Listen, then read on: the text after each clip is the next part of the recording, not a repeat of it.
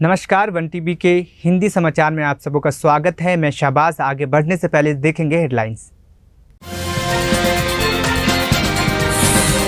तेलंगाना सरकार की सख्ती, झीलों और सरकारी संपत्तियों पर कब्जा करने वालों के खिलाफ उठाएगी ठोस कदम।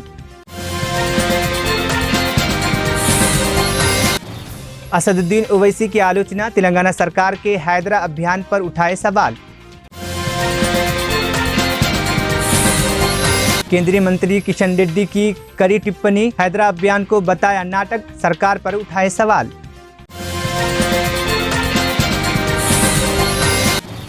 राजद सांसद मनोज झा ने अमित शाह के जनगणना टिप्पणी पर उठाए सवाल।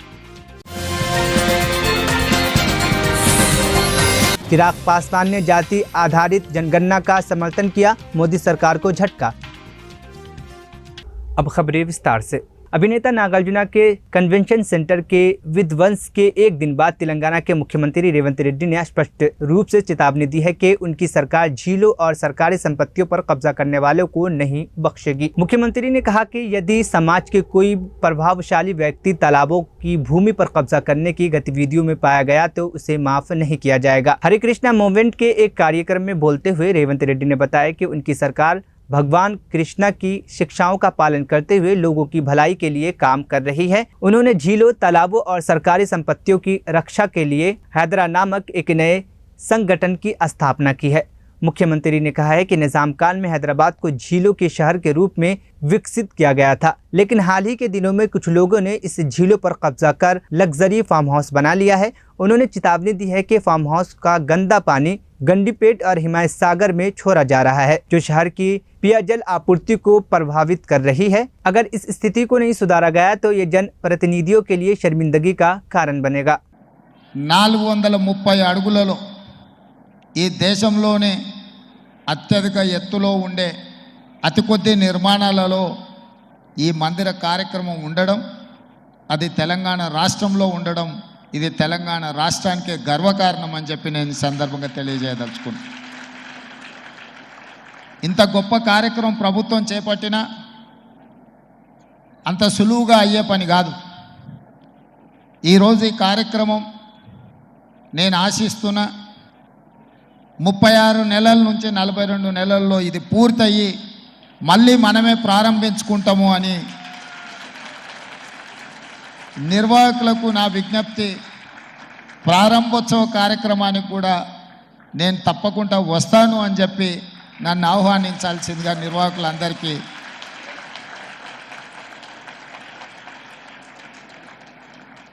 ఎందుకంటే ఇంత గొప్ప అవకాశం, అరుదైన అవకాశం కొద్ది మందికే దక్కుతుంది. ఈ అవకాశం చరిత్రలో నిలుస్తుంది. ఇలాంటి అరుదైన అవకాశాన్ని వదులుకోకుండా ముందుకు వెళ్ళాలనేది నా ఆలోచన. వాస్తవంగా 23 తారీఖు రోజు ఉండే కార్యక్రమం అనుకోని పరిస్థితుల్లో నేను ఢిల్లీ వెళ్ళాల్సి వచ్చింది. అయినా 20 తారీఖు రోజు మళ్ళీ నేనే ఈ కార్యక్రమానికి వచ్చే అదృష్టం కలిగింది అంటే ఇది నేను హాజరు అవ్వాలి అని ఆ దేవుడి సందేశం, ఆదేశం అని నేను భావిస్తున్నా. అదేవిధంగా మిత్రులు శ్రీధర్ బాబు గారు ఒక అంశాన్ని ప్రస్తావించారు. హైదరాబాద్ నగరం చుట్టూతో ఉన్న ఈ లేక్ ప్రొటెక్షన్, ఈ చెరువుల యొక్క సంరక్షణ, ఈ చెరువులు మన జీవనాధారం, మన సంస్కృతి. హైదరాబాద్ నగరంలో ప్రధానంగా 1908లో వచ్చిన వరదలు, ముఖ్యంగా 115 సంవత్సరాల క్రితం ఈ నగరం మీద వరదలు ఉప్పెనై కమ్మేసి వేలాది మంది ప్రాణాలను బలిగొన్నది. ఆనాటి పాలకుడు నిజాం సర్కార్ చెల్లించిపోయి వేలాది మంది ప్రాణాలు కోల్పోవడానికి కారణమైన ఈ వరదల్ని నియంత్రించాలి అని అంటే ఏమి చేయాలి అని ప్రపంచంలో ఉండే గొప్ప వ్యక్తులందరినీ సంప్రదించి మోక్షగుండం విశ్వేశ్వరయ్య గారిని, ప్రపంచానికి ఒక ఆర్కిటెక్ట్ అయిన మోక్షగుండం విశ్వేశ్వరయ్య గారిని నియమించడం జరిగింది. వారు పూర్తిగా ఈ ప్రాంతాన్ని, ఈ క్షేత్రాన్ని, ఈ భూమి యొక్క నైసర్గిక స్వరూపాన్ని అర్థం చేసుకొని వికారాబాద్ అడవుల నుంచి వచ్చే వరదలని నగరం మీద పోటెత్తకుండా ఉండడానికి ఉస్మాన్ సాగర్, హిమాయత్ సాగర్ని నిర్మించి मजलिस इत्तेहादुल मुस्लिमीन के अध्यक्ष और सांसद बैरिस्टर असदुद्दीन ओवैसी ने तेलंगाना सरकार के हैदरा अभियान की तीखी आलोचना की है और इसके कानूनी पहलू पर सवाल उठाए हैं। ओवैसी ने आरोप लगाया है कि उनके पार्षदों ने मेयर को सूचित किया था कि हैदरा को कानूनी सुरक्षा प्राप्त नहीं है और उनके विधायक कौसर मोइनुद्दीन ने भी इस विषय में मुख्य सचिव को अवगत कराया था। ओवैसी ने कहा कि जीएसएमसी के मुख्यालय के स्थल पर कभी झरना हुआ करता था और उन्होंने नेकलेस रोड सहित अन्य स्थानों पर एफटीएल की इमारतों का उल्लेख किया। उन्होंने सरकार से सवाल किया कि इन स्थानों पर कार्रवाई क्यों नहीं की जा रही है। इसी ने दावा किया कि बुलडोजर के जरिए ताकत दिखाने वाले को जनता आगामी चुनावों में अपने वोट से हरा देगी और उनकी सत्ता के महल को भी ढहा देगी। हमने हमारे कॉरपोरेटर्स ने मेयर साहिबा से कमिश्नर के पास जाकर वो जो हाइड्रा बनाया गया है उसको हमने बताया है कि वो उसका कोई लेजिस्लेटिव लीगल बैकिंग नहीं है, उसको वो पब्लिक डोमेन में है। और फिर हमारे एमएलए कौसर साहब जाकर चीफ सेक्रेटरी को भी बोले हैं, ये बात हम बोले हैं। और तीसरी बात ये है कि जीएचएमसी का जो ऑफिस है, अभी जीएचएमसी का ऑफिस है ना, तो हम लोग जो है हमारे स्कूल में जब हम लोग बस में जाते थे, हैदराबाद पब्लिक स्कूल को बस में जाते थे, मेरे को अच्छी तरह याद है हमारी जो बस होती थी वापसी में ऐसा आती थी, या फिर कभी कभी मैं पब्लिक स्कूल को जाता था बस पकड़ के, एक बस नंबर 7 होती थी, अभी भी होंगी, डबल डक्कर में बैठ जाता था मैं, ऊपर बैठने का बड़ा शौक था मेरे। हाँ, वो लिबर्टी से जाती थी, लिबर्टी से टैंक बन जाती थी। वहां पर जहां पर जीएचएमसी का ऑफिस है वहां पर एक वाटरफॉल था, मैं ही देखा सो हूं। नेकलेस रोड एफटीएल पर है, तोड़ो उसको आप। नेकलेस रोड एफटीएल पे है, बोल रहा हूं मैं आपको, तोड़ते आप उसको, तोड़ना चाहिए ना भाई, कौन रोक रहा आपको। एफटीएल है, सीसीएमबी का गवर्नमेंट ऑफ इंडिया का ऑफिस है हिमायत सागर के पास, बना लिया आप, गवर्नमेंट ऑफ इंडिया का है। तो ये हमारा ऑब्जेक्शन इस बात पर है, ये हमारा ऑब्जेक्शन इस बात पर है। और फिर जहां पर निजाम के जमाने में जब उन्होंने हुकूमत थी उनकी, तो उन्होंने उसको क्या बोलते, टोन बोलते, क्या बोलते हो, पत्थर को, हाँ नहीं वो स्टोन्स लगाते थे कि ये एफटीएल है, स्टोन्स लगाते थे, अभी भी है वो, देख लो आप जाके। ये है हमारा, हम तो चीफ सेक्रेटरी मैडम को भी बोले, मेयर साहिबा को भी बोले, अब वो गवर्नमेंट देखना उसको। केंद्रीय मंत्री किशन रेड्डी ने मुख्यमंत्री रेवंत रेड्डी की सरकार द्वारा चलाई जा रही हैदरा अभियान की तीखी आलोचना की है। उन्होंने आरोप लगाया कि मौजूदा सरकार, जिसने अतीत में अवैध निर्माण की अनुमति दी थी और इन्हीं इमारतों को ध्वस्त करके केवल नाटक कर रही है। पत्रकारों से बातचीत करते हुए किशन रेड्डी ने इस स्थिति को हैदराबाद में हाई ड्रामा करार दिया और कहा कि वह लोग जिन्होंने इन इमारतों के निर्माण की इजाजत दी थी, अब इन्हीं इमारतों को अवैध बताकर तोड़ रही है। मंत्री ने सवाल उठाया कि अगर निर्माण अतिक्रमण थे तो इन्हें अनुमति कैसे दी गई और इन्हें बिजली, पानी और सड़क की सुविधाएं कैसी प्रदान की गई। उन्होंने सरकार के फैसलों पर असमानता का आरोप लगाया और कहा कि जैसा चाहो वैसा करो का सिद्धांत सही नहीं है। किशन रेड्डी ने कांग्रेस सरकार से भी अपील की है कि वह इन अधिकारियों के खिलाफ कार्रवाई करे जिन्होंने इन इमारतों के निर्माण की अनुमति दी थी, ताकि सभी पहलुओं पर गहराई से चर्चा की जा सके और कानून का शासन कायम रखा जा सके। ఏ రకంగా ట్యాక్సులు వసూలు చేశారు, ఏ రకంగా అనుమతులు ఇచ్చారు, ఏ రకంగా కళ్ళు మూసుకొని అధికారులు పాలకులు కుమ్ముకై ఈరోజు మరి ఈ యొక్క కట్టడాలన్నింటినీ కూడా పెంచి పోషించారో జవాబు చెప్పాల్సినటువంటి అవసరం ఉంది।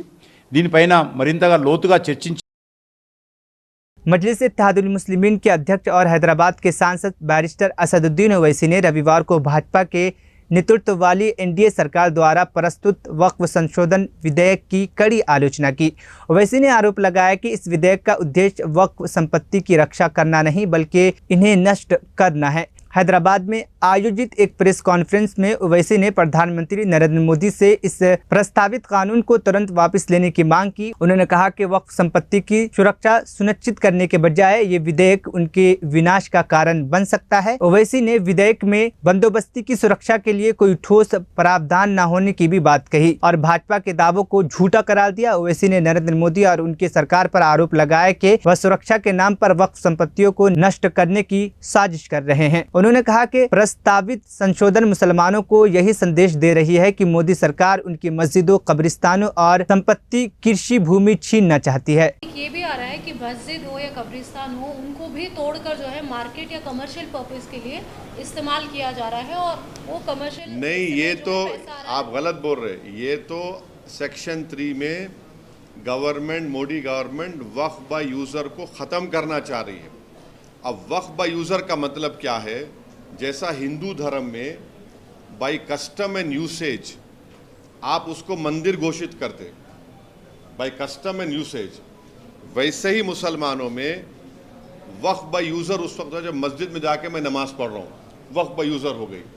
दरगाह में जाकर कोई जा रहा है, वो वक्फ बाय यूज़र हो गया। किसी एक सूफ़ी की खानखा है, वहाँ पर जिक्र की महफिल हो रही, वक्फ बाय यूज़र हो गया। ख़बरस्तान है, वो वक्फ बाय यूज़र है। वो एक्ट है, सेक्शन 95 में एक्ट है। Modi government Waqf by user को निकालना चाह रही है।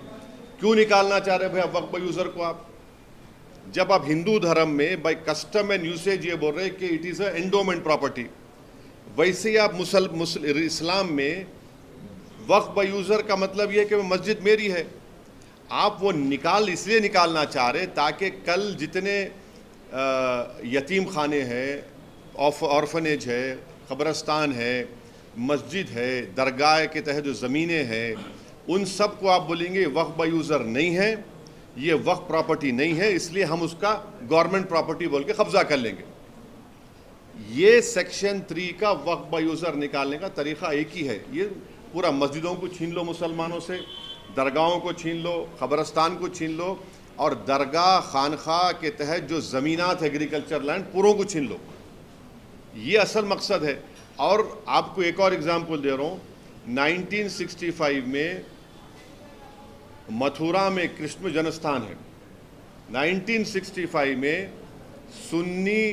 यूपी सुन्नी वक्फ बोर्ड के कंसेंट से मुसलमान और कृष्ण जन्मस्थान के लोगों में एग्रीमेंट हुआ। एग्रीमेंट ये हुआ कि जो मुसलमानों की वक्फ की प्रॉपर्टी थी उसको 8 एकर्स हम कृष्ण जन्मस्थान को देंगे सुन्नी वक्फ बोर्ड के परमिशन से। वो इशू कोर्ट में क्लोज हो गया। अब 2023 में फिर केस हो गया उसके ऊपर। तो अब वक्फ बाय यूज़र आप निकाल लेंगे तो आप बोलेंगे नहीं, ये भाई नहीं मुसलमानों का। समझे मेरी बात को आप? और गवर्नमेंट क्या बोल रही कि अब रजिस्टर करना है। अगर ये 2024 का एक्ट बनेगा, उसको अब जितने प्रॉपर्टीज को, जितने वक्फ है, उसको रजिस्टर करना है। कैसा रजिस्टर करेंगे? बोल रहे कि आप डीड्स लेकर आओ। अब मक्का मस्जिद है, मक्का मस्जिद की डीड कहाँ है बताओ आप मेरे को? हैदराबाद में 400 साल पुरानी मक्का मस्जिद, उसकी डीड कहाँ रहेंगी बोलो आप? दरगाह यूसुफैन है, 400 साल की है, कहाँ से डीड लाएंगे बताओ आप? बाबा शरफुद्दीन की दरगाह है, वो तो 600 साल पुरानी है, कहाँ से डीड लाएंगे बताओ आप? चार मीनार के सामने एक मस्जिद है, अंदर नहीं, उसकी डीड कहाँ से लाएंगे? अब डीड लाने का आपके पास जवाब क्या है? अब डीड नहीं लाए तो बोलेंगे नहीं आपके लिए डीड नहीं है, रजिस्टर नहीं होंगी ये। अब रजिस्टर नहीं होंगी बोलते फिर गवर्नमेंट कब्जा कर लेंगी उसका।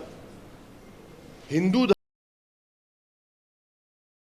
केंद्रीय गृह मंत्री अमित शाह द्वारा जनगणना को उचित समय पर कराने की टिप्पणी पर राजद के राज्यसभा सांसद मनोज झा ने तीखी प्रतिक्रिया दी है। अमित शाह ने हाल ही में कहा था कि जनगणना उचित समय पर कराई जाएगी, जिस पर मनोज झा ने सवाल उठाते हुए पूछा, उचित समय क्या है? क्या गृह मंत्री को ऐसी भाषा बोलनी चाहिए? मनोज झा ने अपने बयान में कहा कि देश का हर नागरिक जातीय जनगणना की मांग कर रहा है और जानना चाहता है कि किस व्यक्ति को किस जगह पर रखा गया है। उन्होंने ये भी कहा कि देश में कई बार बड़ी आपदा आई लेकिन जनगणना कभी नहीं रुकी। 2021 में होने वाली जनगणना अब तक नहीं हुई है और इसका कोई संकेत भी नहीं मिल रहा है। झा ने अमित शाह से सरकार की प्राथमिकताओं पर सवाल उठाते हुए पूछा कि जनगणना में देरी क्यों हो रही है और इसके पीछे क्या कारण है।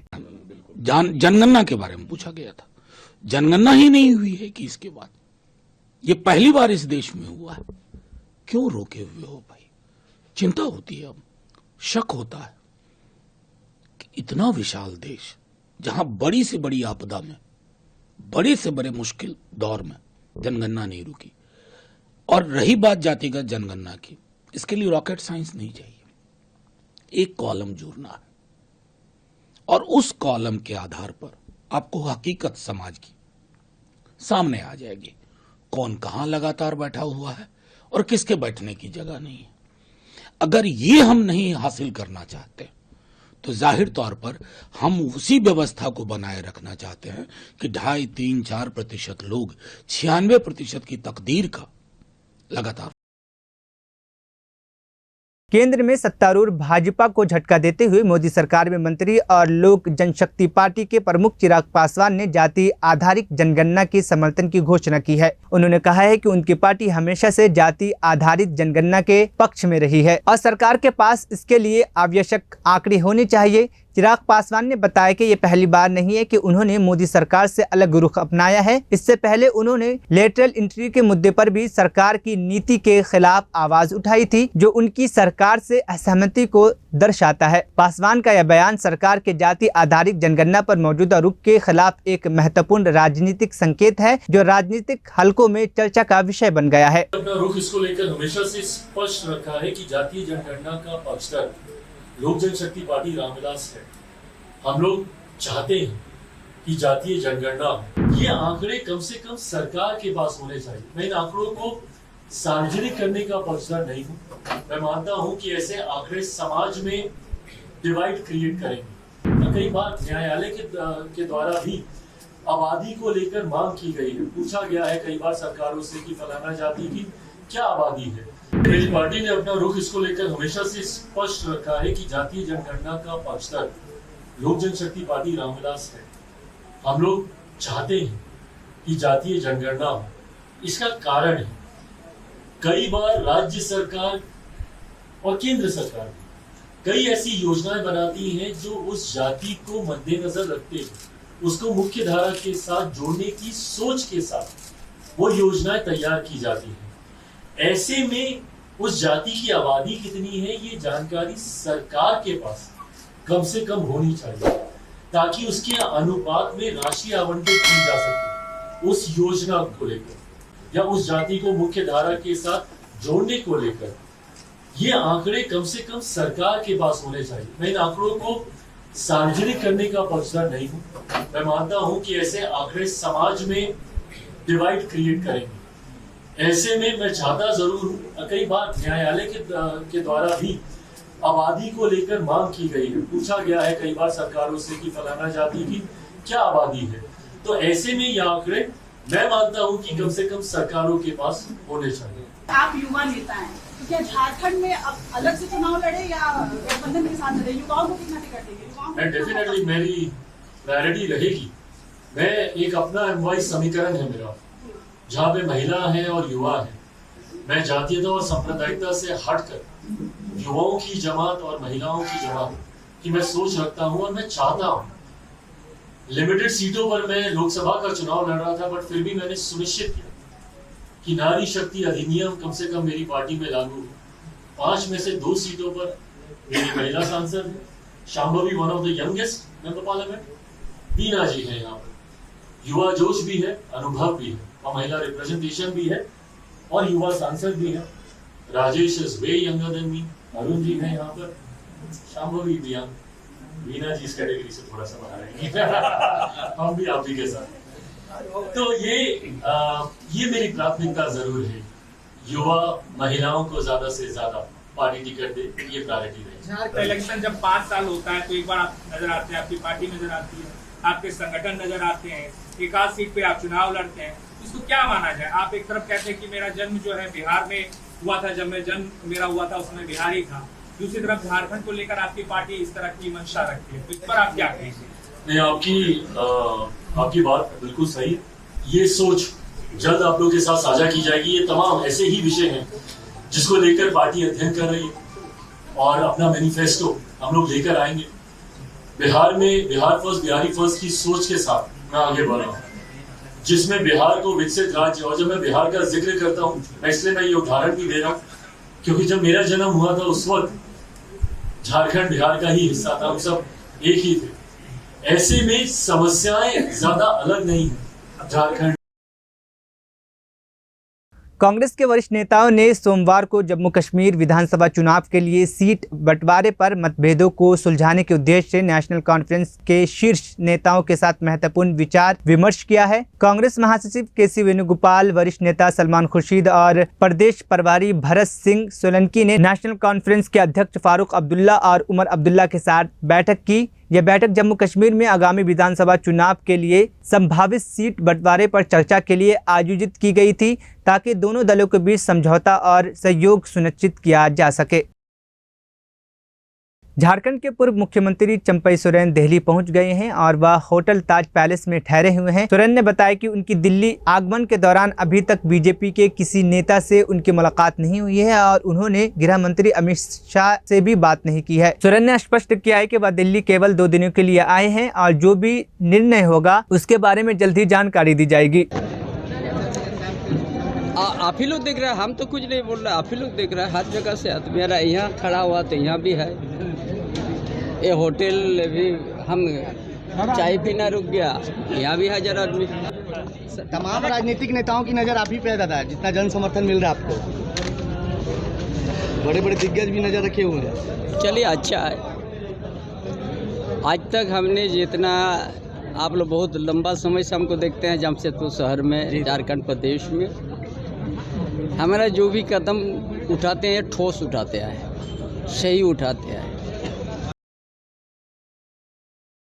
इजराइल और हमास के बीच युद्ध में तेजी से वृद्धि हो रही है और हाल ही के दिनों में युद्ध की लपेट लेबनान और ईरान तक पहुंच चुकी है। कल इजराइल ने लेबनान में 100 मिसाइल दागे, जिसका जवाब हिजबुल्लाह ने 300 से ज्यादा रॉकेट दाग कर दिया। इस संघर्ष के बीच भारत में विपक्षी दलों के नेताओं के एक समूह ने दिल्ली में फिलिस्तीनी नेता महमूद मकरम बलावी से मुलाकात की है। बलावी अल कुदस के महासचिव हैं। इस बैठक के बाद जारी किए गए एक संयुक्त बयान में विपक्षी नेताओं ने कहा है कि भारत इजराइल द्वारा फिलिस्तीन में किए जा रहे नरसंहार में शामिल नहीं हो सकता। विपक्षी नेताओं ने भारत सरकार से अपील की है कि इजराइल को गोला बारूद की आपूर्ति तुरंत रोकी जाए। इस मुद्दे पर विपक्षी दलों का कहना है कि भारत को मानवाधिकार की रक्षा और अंतर्राष्ट्रीय शांति की दिशा में अपनी जिम्मेदारियों को निभाना चाहिए। बांग्लादेश के खिलाफ पहले टेस्ट मैच में पाकिस्तान को 10 विकेट से मिली करारी हार के बाद पूर्व कप्तान शाहिद आफरीदी का गुस्सा फूट पड़ा है। आफरीदी ने टीम की लचर प्रदर्शन और पिच की गुणवत्ता पर सवाल उठाए हैं, साथ ही चयन के फैसलों पर भी अपनी नाराजगी जाहिर की है। आफरीदी ने अपने आधिकारिक एक्स हैंडल पर लिखा, 10 विकेट से हार, इस तरह की पिच तैयार करना और तेज गेंदबाजों को चुनने और एक विशेष स्पिनर को बाहर रखने के फैसले पर गंभीर सवाल उठाती है। आखिर में हेडलाइंस फिर। तेलंगाना सरकार की सख्ती, झीलों और सरकारी संपत्तियों पर कब्जा करने वालों के खिलाफ उठाएगी ठोस कदम। असदुद्दीन ओवैसी की आलोचना, तेलंगाना सरकार के हैदरा अभियान पर उठाए सवाल। केंद्रीय मंत्री किशन रेड्डी की कड़ी टिप्पणी, हैदरा अभियान को बताया नाटक, सरकार पर उठाए सवाल।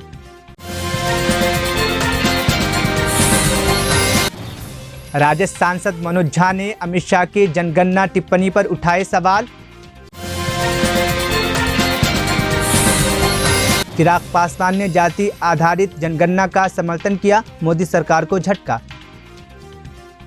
1 TB हिंदी समाचार यहीं पर ख़त्म हुआ। मुझे दीजिए इजाज़त, फिर होगी कल मुलाकात।